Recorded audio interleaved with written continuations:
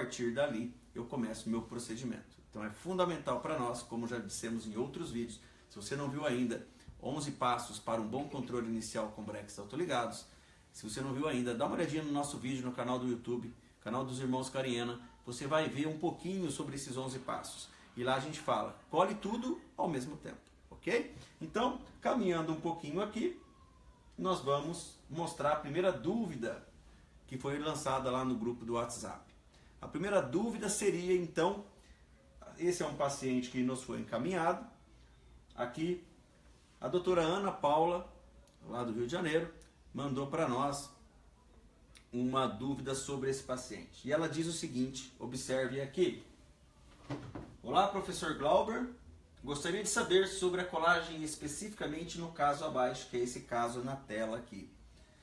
Se devo colar os braços dos incisivos superiores na posição normal ou invertida. Ou seja, a Ana, nossa amiga, está sempre presente no nosso curso no Rio, pergunta para nós, devo colar esse caso de maneira a inverter os braços ou não? Bom, vamos dar uma olhadinha então em algumas características que nós temos que ter para definir esse padrão sobre inversão ou não dos braços. Está aqui um paciente classe 2 esquelética, um perfil convexo, mas que dentário ele apresenta os premolares em classe 1, tanto do lado direito como do lado esquerdo. Então observe, o paciente é classe 1, em minha opinião, apesar do canino estar levemente em 2, eu considero sempre a região de pressa. E eu não vou ter, nessa circunstância, movimento antero-posterior desse incisivo. Ou seja, eu não vou ter mecânica sagital. Isso é fundamental. Então a primeira pergunta, quando você quer saber se inverte ou não a peça, é: terei ou não movimento sagital? Sabendo que, em máxima, quando o movimento sagital de classe 2 acontece, eu perco o torque. E quando o movimento sagital de classe 3 acontece, eu vestibularizo, ok? O que eu quero com isso? Eu quero controlar o torque do meu incisivo. Então, como eu não tenho mecânica sagital, eu tenho que ter uma outra pergunta. A próxima consideração, portanto, é como está o incisivo central superior, o seu longo eixo, em relação ao eixo Y de crescimento. Nesse caso, a gente observa, em relação ao eixo Y de crescimento, a gente observa... Então, não é ninguém de casa não, né? Não. Então tá bom. Luana. Então observe, gente. Cadê a luz? Eu não sei. Observe então que, nesse caso, soma, não tenho mecânica sagital. Nesse caso não tenho mecânica sagital. E o paciente está com o incisivo reto inclinado com tendência de mordida aberta. Fica aí que eu vou... Então eu tenho dois pontos fundamentais. O primeiro ponto é, eu consigo levar esse incisivo verticalizado por duas maneiras paradistal ou de maneira paralela. A primeira, numa mecânica de retração, de classe 2 para classe 1. Como eu não tenho essa relação, eu tenho uma outra forma. Eu uso uma mecânica precoce, de mordida aberta, e perco o torque na região anterior, e aí sim o incisivo ficaria paralelo.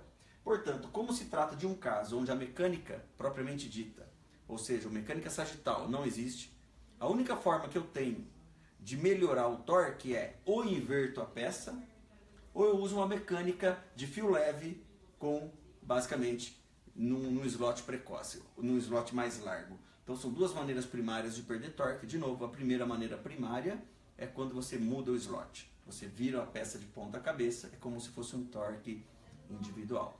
A segunda forma de perder é quando você coloca um trapézio com a mecânica então, e faz perder torque, ok? São as duas maneiras essenciais que você tem de perder torque para que você consiga fazer de fato esse bom controle. Então nesse caso, Ana, vamos lá. Você tem um paciente em classe 1, o incisivo está vestibularizado e uma mordida aberta. Você não vai inverter, porque você não quer que a raiz vá para frente. Você quer perder torque, portanto, uma mecânica de fio leve com um trapézio anterior colocaria esse incisivo em posição paralela.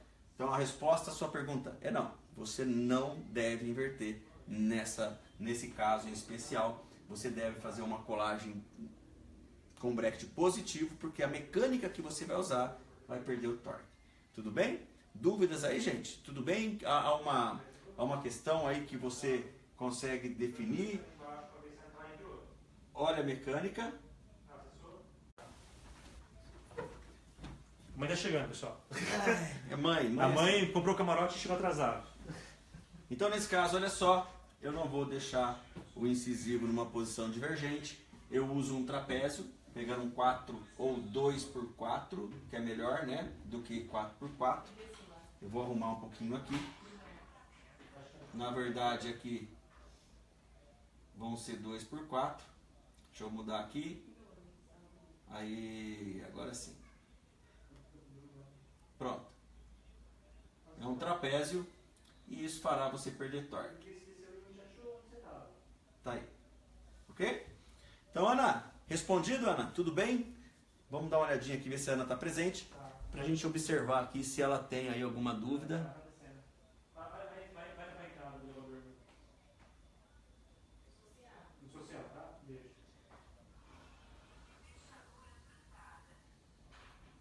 Ok. Muito bem, perfeito. Ok. Aí tem alguém, gente perguntando que quer entrar no grupo do WhatsApp, né? E quem quiser entrar no grupo, depois inbox, pede o link para nós e nós vamos encaminhar o link. Não tem como a gente acrescentar, é vocês mesmos que fariam então o link, ok? Ok, segunda pergunta, então vamos continuar agora. Dá uma olhadinha no Instagram, ver se tem alguma dúvida sobre este caso.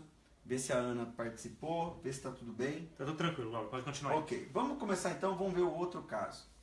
Bom, doutora Denise Ferraz pergunta para nós. Professor, eu assisti no vídeo e li no livro sobre a colagem Zenith e tenho uma dúvida.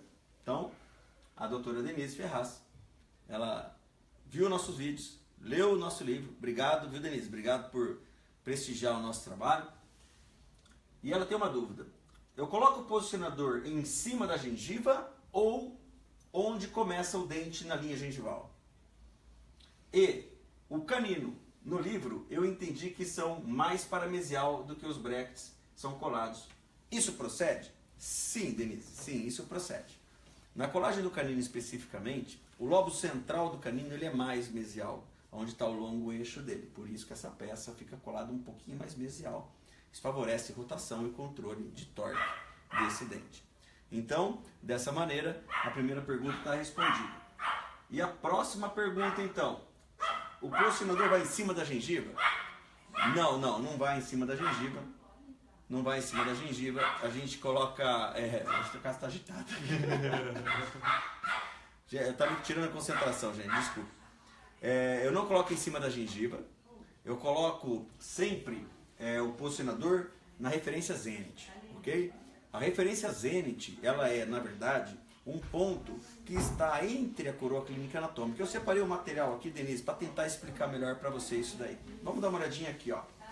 Observe que aqui eu tenho uma estrutura dentária. Então aqui eu tenho uma relação do limite da dentina ou cemento com o osso, o espaço biológico de aproximadamente 2 milímetros. Aqui eu tenho o colo do dente, ou junção amelo-dentinária, onde eu tenho uma divisão, né? Dessa região para baixo eu tenho coroa anatômica e dessa região da linha vermelha para baixo eu tenho a coroa clínica.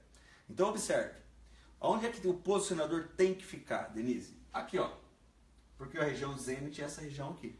Ou seja, ela é o limite da coroa clínica com a coroa anatômica. Então é aqui. Mas observe que muitas vezes, Denise, nós temos um sulco gengival de 2 milímetros, 1,5 milímetro, na verdade 1 milímetro, 1,5 milímetro, e isso é considerado normal. O problema é quando você tem um excesso de erupção passiva ou excesso de gengiva nessa região. Vamos dar uma olhadinha então nessa pequena simulação que eu fiz. Observe que se eu colocar a minha sonda milimetrada, ela vai chegar até o limite amelo-dentinário. E observe que eu tenho que tirar 1 milímetro, que é uma área do sulco. Então, se eu tiver nessa circunstância uma gengiva que recobre parte da minha coroa, eu sondo, subtraio 1 milímetro, que na minha incisão, na minha gengivoplastia, eu vou cortar essa gengiva, deixando 1 milímetro de gengiva, de sulco gengival. E aqui eu coloco o posicionador. Então vamos imaginar que a peça nesse dente tem que ser colocada a 6 milímetros. eu sondo, acho, ó, 1, 2, 3, 4, 5, 6. Aqui seria o slot, aqui embaixo. Então eu tenho que contar a partir daqui 1 milímetro da gengiva, ó, 1 milímetro da gengiva. Portanto, ou eu colo direto aqui, ou eu corto e meço 5. 1, 2, 3, 4, 5. Então, se eu for colar 5, eu subtraio 1. Esse é o ponto. É aqui que mora talvez uma grande dificuldade do discernimento clínico. Você tem que sondar, subtrair 1 milímetro, porque é o suco gengival. Você não pode cortar na junção amelo-dentinário. E a partir do zênite, que é essa região vermelha aqui, limite coroclínica, coroa anatômica, o posicionador vem e te dá aquilo que você precisa. Entende?